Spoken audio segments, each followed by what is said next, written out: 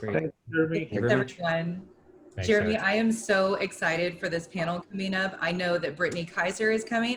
I Yep. see Brandon Cooper, who just got off a plane. He's probably like still at the airport right now taking our call. Brittany Kaiser, hello, Hi. my dear. Hey guys, how are you? I'm a little bit of a fan. Own Your Data is a very big deal for me. If you are Own Your Data, I would be Organize Your Data. So I feel like we Yes. there. That's funny. And then let's see, who else do we have here before our closing keynote from Don Tapscott? We've got Arnaud St. Paul from Give Nation and Give Music and Give. He is a wonderful human being who's working on some amazing things. And Christian Kmar is joining us. So Christian, be nice to Brittany. All right, I will see you guys later. Thanks, so Christina. much. Appreciate it. All right, looks like we have everybody here on time. This is great. Thank you guys so much for joining. This is going to be a pretty interesting panel as well, right? This is talking about state-backed currencies and digital currencies and the race to arms. We're going to start by going around the room. I know Christian, if you guys were here, you saw him a little bit earlier. He joins on pretty much anything because he's a well-rounded individual that knows a lot about a lot of things and was a part of the pitch competition. But I know we have Brittany here and Brandon and Arnaud. So why don't you guys go around the horn and just introduce yourselves. And Brittany, we're going to start with you because of the fact that early on when I got into crypto and we went to South by Southwest, I think there was some random event. I had no idea who I was meeting. I was new to crypto and you're one of the first people I met. And I didn't know until today that it was you. That's what's crazy about all this. So anyway, super happy to kind of make that connection. But yeah, if you could tell us a little bit about what you do and you know why you're here and why you're passionate about talking about crypto. Absolutely. Hey guys, my name is Brittany Kaiser. I am the co-founder of the Digital Asset Trade Association, DATA, where we do legislative drafting and lobbying on blockchain law, privacy and data protection. And also I'm a co-founder of the Own Your Data Foundation, where we do digital literacy training. So we teach people a program called Digital Intelligence, DQ, like IQ or EQ, teaches people about their data rights and cybersecurity protocols and how to have a healthier relationship with technology.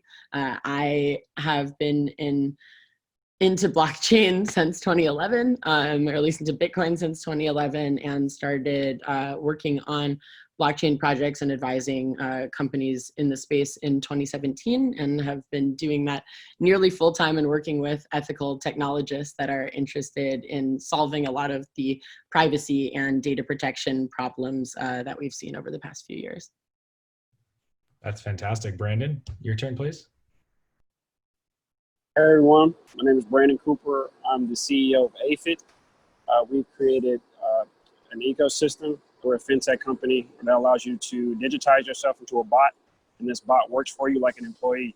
So basically, you choose the job that you want your bot to do online, like e-commerce, AI, crypto trading, whatever you want it to do, and it works for you so you don't have to work. And we just recently partnered with CoinGenius, so we're very excited about that. Have them on board, and we're going to be doing a lot of great things together, and glad to be a part of the space. Okay, Christian, your turn. Yeah, I'm one of the two managing partners here at Sustaining Capital. We focus on investments in decentralized solutions, so specifically blockchains and graphs, with a particular focus on value transfer systems. That should do it for me. Okay, sounds good. Arnaud? Hi, I'm Arnaud St. Paul. I'm the founder of Give Nation. So probably the only one here in the room that is actually creating a state. So that Give Nation is a gamified wallet and platform for children from 5 to 18, for all of them to become philanthropists and practice sustainable financial literacy. So how can we use blockchain to do good and at a world level? So our citizenship will count 2 billion people, AKA all the children in the world. That's fantastic. Well, great. Well, let's get into it. You know, this panel's state-backed digital currencies. Obviously, we're seeing a lot that's happening in the global economy right now. There's this deterioration of trust. However, the governments obviously would like to keep control, and, you know, looking into state-backed digital currencies, we're seeing it in Venezuela, we're seeing it in other countries around the world, we're seeing it in China. And to us, it's really a race to arms, right? So whether countries are speaking about it publicly or not, it's happening. and they're building the infrastructure around it. We've seen this with digital wallets in the US and proposals that have come through. It's just a matter of time. So especially like you, Brittany, we'll start with you, right? You're talking about own your data and privacy and different things like that. You know, obviously the power in cryptocurrency and decentralized technologies is to be able to control your financial future as well as your data and what is exposed and what's not exposed. So, I mean, how do you look at that? Is that like a threat to the cryptocurrency space because governments are creating this, or like, how do you look at this? Well, I would say it's a threat to the human right to privacy or the future of data ownership. If you look at the types of countries that have been doing some of the most experiments in digital currency, those are countries that don't have the best human rights or privacy records. I would say China's maybe done more testing than anyone else, and as you said, Venezuela as well. And if we are, I mean, this is one of my main criticisms of the Libra project, which is that governments or big companies that already have had poor human rights or privacy and data protection records, the least that we need to give them right now is full access to all of our financial transaction data. Now, that's a concern, but can be dealt with in legislation and regulation. There's obviously the positive side of it, where it could instead increase transparency. Right now in the United States, the state of Ohio is the only part of the country that has the entirety of its books online. That was done by Treasurer Josh Mandel a couple of years ago. And it's really the only place where you can see every transaction that goes in and out of government accounts and what they're paying for and how much. So the increasing of government transparency, if they were going to use state-backed digital currencies to have a public ledger, would be a really interesting conversation to have. And I think that's something that's very exciting, but we would need to properly regulate it to make sure that it wasn't just a play for governments and the companies they're partnered with to get access to all of our financial transaction data. Yeah, you know, it's almost like who regulates the regulators, right? Everybody always says that. Police is the police. I mean, it's that same kind of common mantra, right? And I almost kind of argue that's the same issue we're going to face, which is who's going to regulate the regulators and the creators of these policies and these digital-backed currencies. It's the activists and the technologists. Yeah, right. So, Christian, what are your thoughts on all of this? I know you have very specific views on this too. Oh, yeah, a lot. So, I mean, first of all, obviously, money is a public utility as far as if it's government created, quote unquote, right? And so just like streets and anything else that everybody is kind of forced to use and needs to deploy in commerce, you also want to advance it. So at some point in time, we're obviously competing internationally on that level. And in a way, fiat currencies in form of Forex are already competing, albeit not on the consumer level, right? And that's kind of the point we need to get to. At the end of the day, if you think about it, there's this overriding law that probably many people have heard of, Gresham's law, that bad money drives out good money. So what that means is good money is driven out of circulation. So i.e., if I have 25 cents and this 25 cents was minted in 1970, then the silver content of that particular medium of exchange is now worth $17. So I'm not going to spend it. Right, so that's kind of the short end of this. Then the other part is, so the way I look at the CBDCs is kind of from a three-prong perspective, as in A, who gets to create it, then who gets to store it, who gets to move it, right?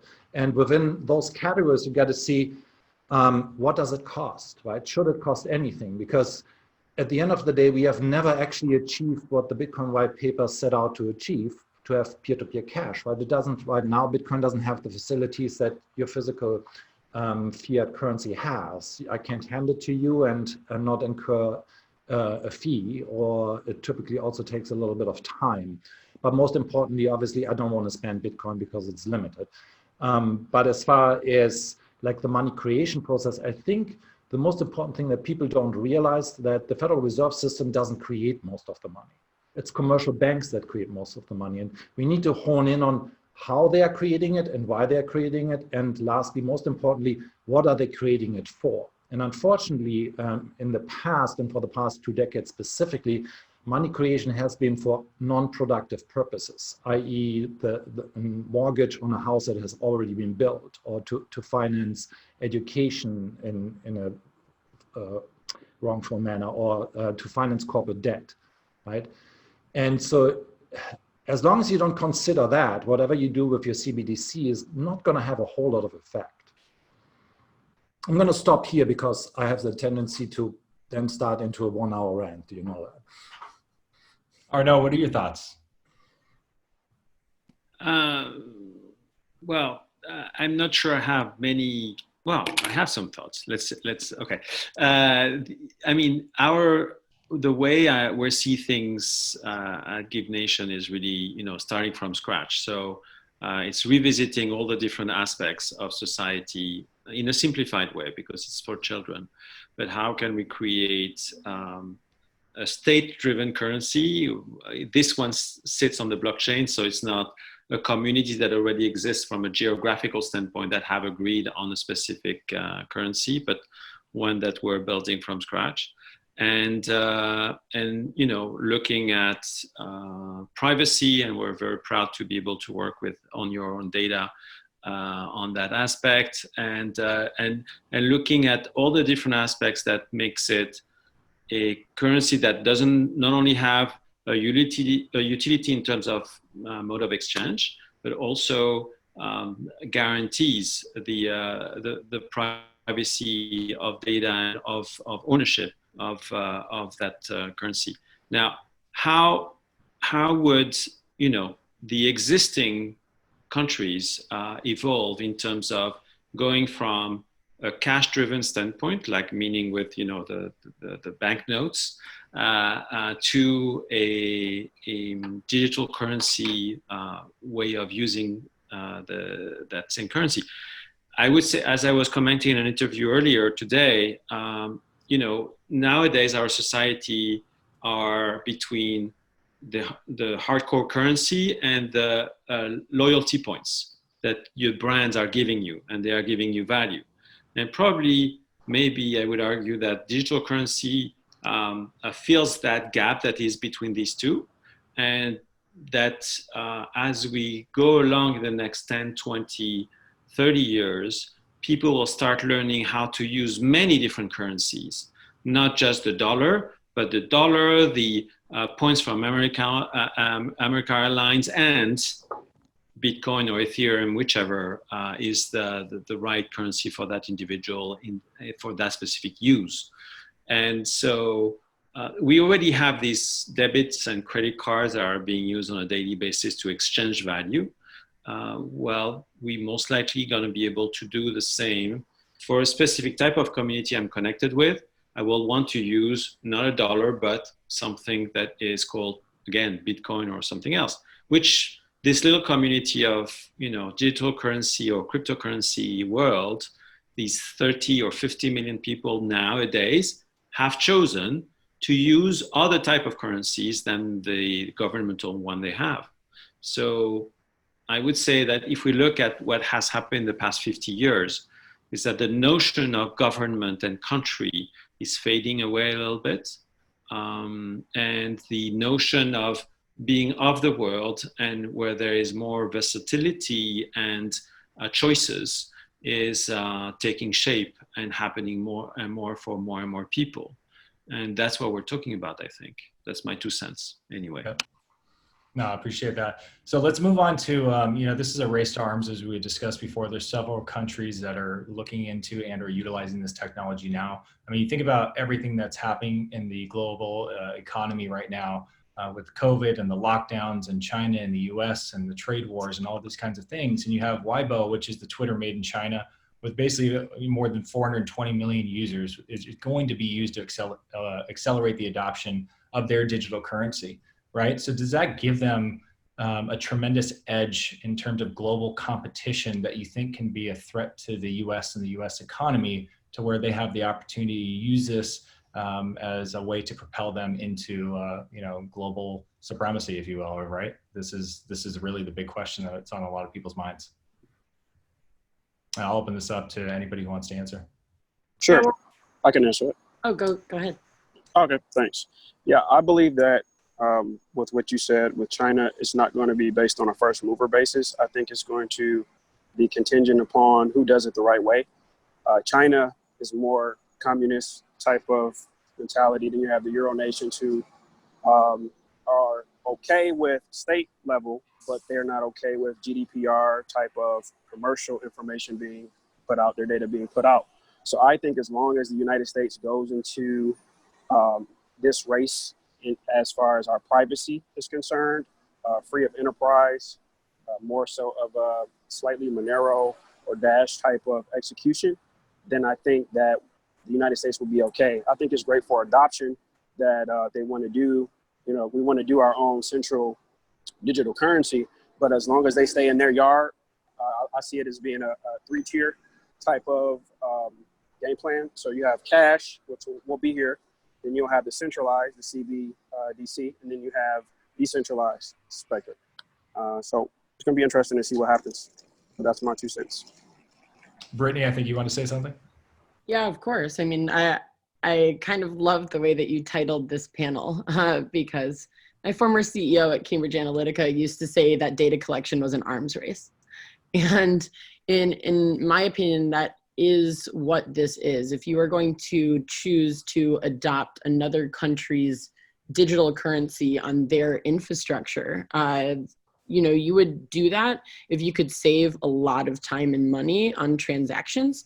But in general, that wouldn't be something you would want to do when it's possible that all of the transactions that you're doing are accessible by a government you wouldn't normally share data with. So that is something to be considered. It's definitely something that I think has affected the adoption of different blockchains that could be considered more centralized that are being built in different parts of the world. Some people are not comfortable giving that data if they don't have the privacy layers built into them. So I think that's definitely something to consider, and that if you don't trade in the UN right now, why would a digital currency be more attractive? It would just have to be transaction speed and cost. But at this point, I think enough other countries are going to be developing similar infrastructure and similar tools that you wouldn't actually have to use, you know, the first people who come out with it. Yeah, I agree. Especially with remittances being some countries, they're about 17, 18%.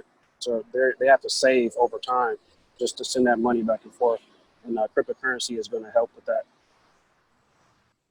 Christian, you're shaking your head, so I'll let you chime in here. Yeah, I mean, at the moment, the US dollar has the greatest utility overall, right? And it also has a lot of brand value if you think about it. The US dollar symbol is probably the most recognized brand, larger than Coca-Cola in the world, and is universally kind of accepted as the symbol for money, if you will.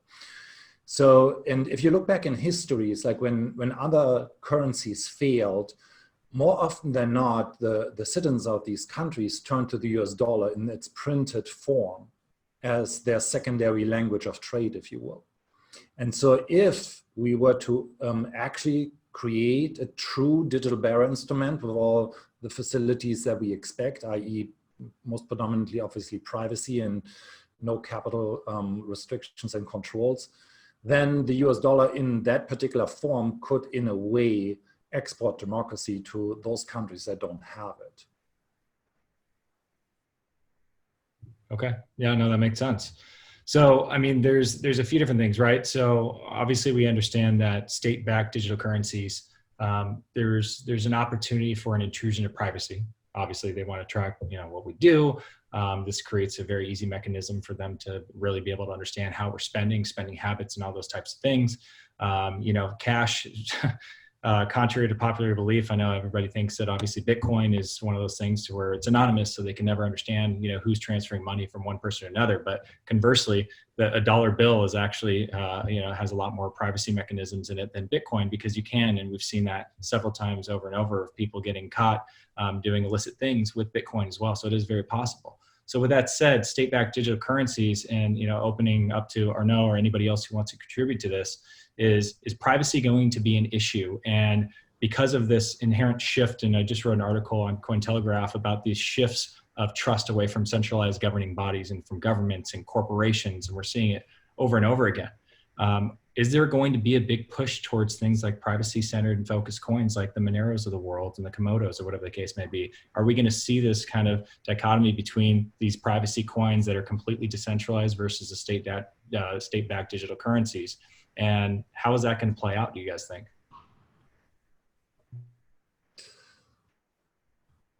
Well, obviously, it will all depend on how compatible any state-backed currency is with the existing, call it cryptocurrency system, right? How they're gonna decide to issue it. Because unfortunately, most people are still kind of trapped in their fiat world, right? Because it provides the most utility. So if the new central-based digital currency is just living within its own ecosystem, it's not going to extend to the new world that we're trying to create in a way. Right? So a lot Yep, of correct. Even in the, and also a good question to ask is, how long is it going to take to deprogram the people that are in that fiat spectrum, right? Those people that are using the banks, because those people are used to that. They're used to that traceability. And then they have to also learn what blockchain is. So there may be, I think that most of the adoption is going to come from the unbanked.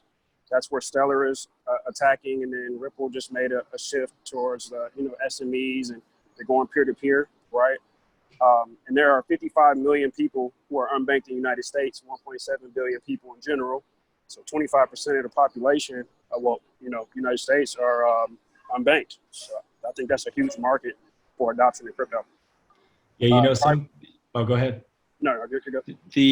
Go ahead, one parallel or metaphor I wanted us to look at is, about 15 years ago, we had books. We had paper books, right? And there was no other way to read and entertain ourselves but with these paper books. And then came up the ebook, which at the time was going to totally replace paper books. There was no way there couldn't be anything else that ebooks, because ebooks offers more convenience. It's more useful to people, and obviously there was not enough devices and whatnot, but the proponents of ebooks were very, very bullish on it, of course. And what we're seeing today, and which I believe would be exactly the same happening for our currencies, whether they are digital or not, is a complementarity. Of course, ebook, because it offers utility to what Christian was saying earlier, because it has added value that did not exist with a physical book, it still exists and actually has taken 80% of the market share. I don't know what is the actual number, but a big number. While the paper book still exists and still is thriving as well. And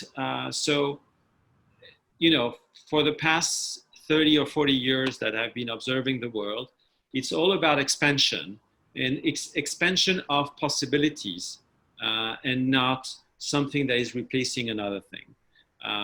And so that we're going to have exactly the same for currencies, I would bet. Yep. Yeah. So I'd say it's kind of taking a line out of the book, right? So you're just thinking about getting people towards, moving away from something like books to audiobooks, right? It makes my life easier, right? And I always say this, and it's kind of controversial, but I say that some of the best innovations are people that create ideas that make people inherently lazier. So however we can create something that's an easier mousetrap, obviously it's inherent because it makes our life easier. We don't have to really educate much. We just say, hey, this is what it is. You don't have to look at pages on a book anymore. You can, listen to this in your headphones. You can be on a train, a plane, doesn't really matter, right? In that same vein, though, I kind of look at Bitcoin as a startup. And if you think about it in terms of a startup or any of these other currencies, one of the biggest problems with startups, even with the best ideas ever, is if you have to over-educate people, it becomes cumbersome, right? And it's hard because then you have to have massive marketing budgets just to drive the awareness, right? But the other side of it is if it's driven by state-backed digital currencies or things like Libra, right? There inherently has to be some sort of education. So I feel like, and I think I read an article on Medium, I think it was published by, who was this? Sylvia and Sorrell, and basically just said that state-backed digital currencies is going to be a blessing for crypto and digital assets because there's going to have to be some educational aspect to it to help people to understand why this is important and why there's a shift from traditional money into digital money as well. And upon that, they will discover things such as Bitcoin and other cryptocurrencies. So do you guys tend to agree with those statements, or do you think, and I know Brittany, you're a huge proponent of education as well. So how are you guys looking at this and how are you guys helping move towards mass adoption in conjunction with those things?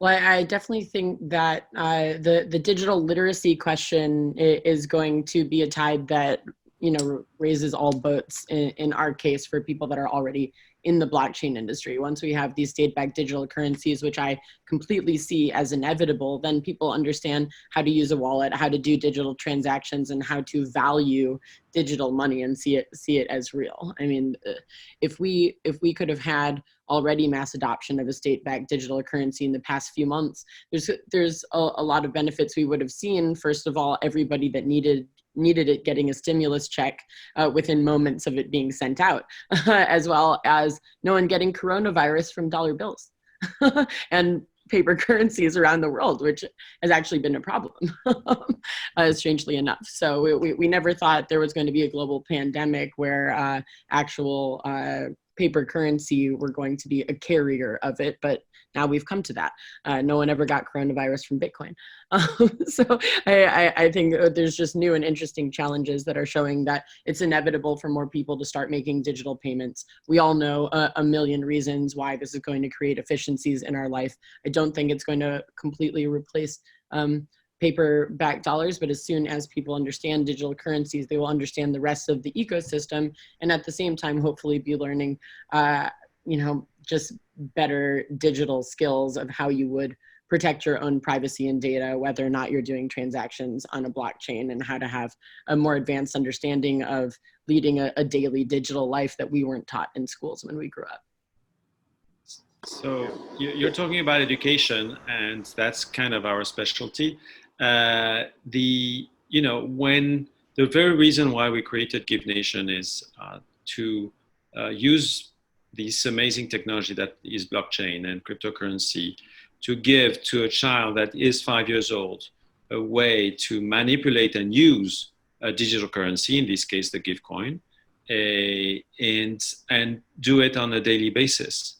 And we're targeting the people that are the best at that, which are children who love to do video games, where they already handle digital currencies, by the way. It's not a secret at all. And the only thing is we're here to help them apply it to the real world, between quotes, because for them, usually it's the video game that is more real than the actual real life. But anyway, the point I'm trying to make is we're not that far in terms of adoption.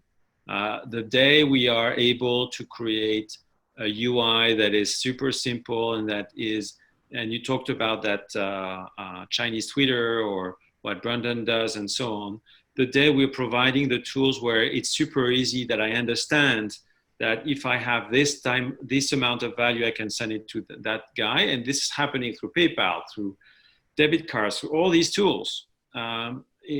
Everybody is adopting it. There's no question about that. Now, the thing is, what we believe in our case is that, as I mentioned, I think earlier, we as individuals, we are getting into an era where we will handle very easily several currencies at the same time. And this is, I think, very important. And so there will be the dollar, there will be, in our case, the Sustainable Development Goal currencies. Each Sustainable Development Goals of the UN is like a currency in our world, et cetera, et cetera. So value can have different faces. In our case, we believe that value comes from abundance and from altruism, and not necessarily from scarcity and greed. Yeah, so we have all the tools in our hands. It's there. It's not too far. So let's do it. Yeah, I agree. I mean, you mentioned, like PayPal. They just made their announcement. Venmo. People are using Cash App. They're used to sending money back and forth. So this is easing people, bridging them to using digital currencies. I think when Jeremy talked about education, I think the education piece depends upon the demand for how bad do you need it. Had crypto been used for stimulus checks and people say, hey, create this little digital wallet and receive your funds, people would want to educate themselves because it's something involved for themselves, right? You have to feed that greed upon the individual. So if you're doing that, that brings the mass adoption. Then you have the election. If there's a voting blockchain where, Trump and Biden are using their campaign to say, hey, you can digitally vote right from your phones. It's 2020. We aren't utilizing it. These are windows that are missed. And election-wise, we have to wait another 4 years, right? Stimulus checks, we're in a pandemic right now. This would have been perfect for that. And the education would have been, eased in very easy because people would have went to the education opposed to trying to force feed them. We have to, in crypto, give them everything at a surface level and not give them everything under the hood. People just want the car. They want to drive the Tesla. They don't want to know about ignition coils. They don't want to know about the transmission and all of this. Unless you're a horsepower guy, you not really care. How does it ride? How good is it on gas? That's all you need to know. Go ahead, Christian. You know what I'm going to say, right? My typical battle cry, the number of cryptocurrencies we likely need is anywhere between 0 and 1. The point here being the remaining function of fiat, or what most people perceive as money, is simply that of unit of account, right? If you look at the World Wide Web as one unifying example, we haven't all learned more languages because we could be exposed on a daily basis to way more languages on the World Wide Web. No. People in Germany, people in Sweden, and so forth have started to adopt English content more and more. So in that regard, the US dollar is the language of trade universally.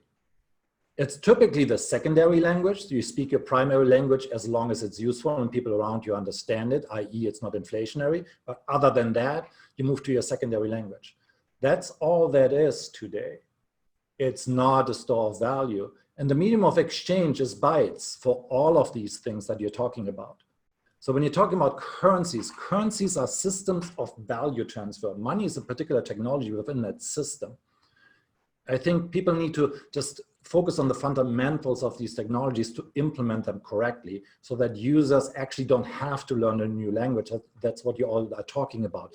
People don't want to use a new language, right? They don't want to learn a new language. We have tried this. There was this attempt for everybody to speak this artificial language called Esperanto. And I think there's like 150,000 people that ever learned it. It never worked. So that's the same of expecting that people adopt your language, right? Your language of what you call currency. Look at any of the centralized exchanges. What do you see? You see a translation. You see the translation into the language of trade that you understand, typically the US dollar, right next to it, right? If you look at the digital wallet right now, you see the translation. What does that tell you? Money is language, value is language. It's the remaining function. And guess what? It's friction. You must remove the friction. The conflation of those functions creates friction. Anyway, as Jeremy knows, I can do this all day long, but I'm going to stop myself right here.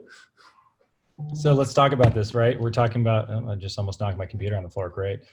So we're talking about the road to mass adoption and how we get there, right? So we don't have to necessarily sit here and wait for, digital back, state-backed currencies, particularly. There's a lot of incredible companies in the space that are pushing forward. I know, Christian, you believe the number of cryptocurrencies lies between 0 and 1 that are needed.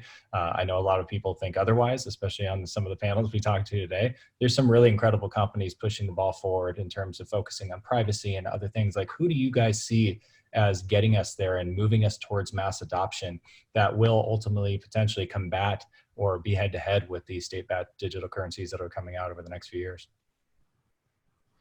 So look at what's the most used stablecoin today, right? Tether. Third largest in market cap. What's its main utility? The main utility is exchanging into Bitcoins and staying on a centralized exchange. That's its utility. Anybody on the panel has used it for payments? Yes. What did you or to hold as a store of value when you're making other payments, but yes.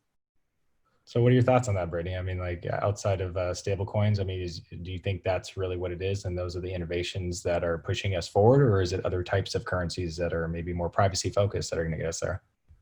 Well, I would say that the purpose of Tether is completely different than most privacy focused coins. The purpose of Tether was to be the first stable coin when we didn't have an easy ability to switch back into fiat currencies if we needed to hold a store of value that we knew was going to be as equal to the dollar as possible while still keeping the money digital. That made a lot more sense. And I still think that's obviously going to be the main reason to have state-backed stable coins for people that are already transacting digitally and don't often use the fiat system. If you're going to have a digital currency pegged to the dollar or any other currency that you're trading in, okay, yeah, of course. But for me, privacy-focused coins are more about a store of value and encrypting data in a way that is not going to record more data on the blockchain than you need to, but still have the core functionality of whatever the DLT application is that you're putting out. So I think the privacy layers for certain reasons make sense, but the reason why you would have a stable coin in that kind of way, it's just not the same purpose. And I think that's where a lot of people kind of confuse the use cases of DLT. You know, you're either using a monetary instrument or you're using other types of store of value, whether it be, you know, digital securities or commodities or utility tokens. All of that is, to me, quite separate in use case. Yeah, no, absolutely. So we're running out of time here. We're going to go around the horn and just give some final thoughts in terms of this particular topic. There's a lot of directions we can head here, but I'm going to pass it over to Arnaud. What are your thoughts, final thoughts in terms of where you think we're going and what we can do to push the ball forward as an industry? Well, I'm a bit biased because of what we're building, but I mean, let's not forget, yes, we're talking about currencies and state level currencies and so on. Let's not forget that we are humans and that we are all building this out of love for our work, for our passion, and that these currencies are there to serve us and not the other way around. So please, let's build these products, these digital products, so that they are here to bring abundance to as many people as we can in the world. That would be my final thought. And I would love to give my final thought backing off of that, which is what I really see as the road to mass adoption is when you give people an application that everybody in the world wants to use. Yes, of course, the first applications of digital banking that are really going to blow up are banking the unbanked. Yes, of course. But if we are able to very soon start giving people digital wallets that they can come in with a decentralized sovereign identity and start earning money for their data, more as a universal earned income, distribution of payments either from governments or from different systems that they plug into as a data input. I don't know if anyone listening to this has heard of Rainfall yet, but it's probably one of the most exciting data ownership and monetization blockchain companies that's coming out. And we are giving people the ability to actually harness their own value that they produce every day. And those token rewards or whatever form of digital payments come into the wallet are for the value that you're producing by creating all of this data. We're already data inputs to hundreds or thousands of companies every single day that are monetizing our data. We're just not taking that dividend yet. There's quite a lot of places in the world that are considering the data ownership model so that they can give out a universal basic income or a universal earned income to citizens. I've been speaking with governments around the world advising on privacy, data protection, and blockchain law. And countries like India, for example, that have a population with so many people in poverty, see data ownership as the great equalizer, something that we can give value to people every day. And even if our data is only worth $17 a quarter, like Mark Zuckerberg says, for over 2 billion families around the world, they can feed themselves every day off of that. And that's just our data in Facebook alone, which is probably a low ball number from Mark. Okay, Brandon, final thoughts? Sure.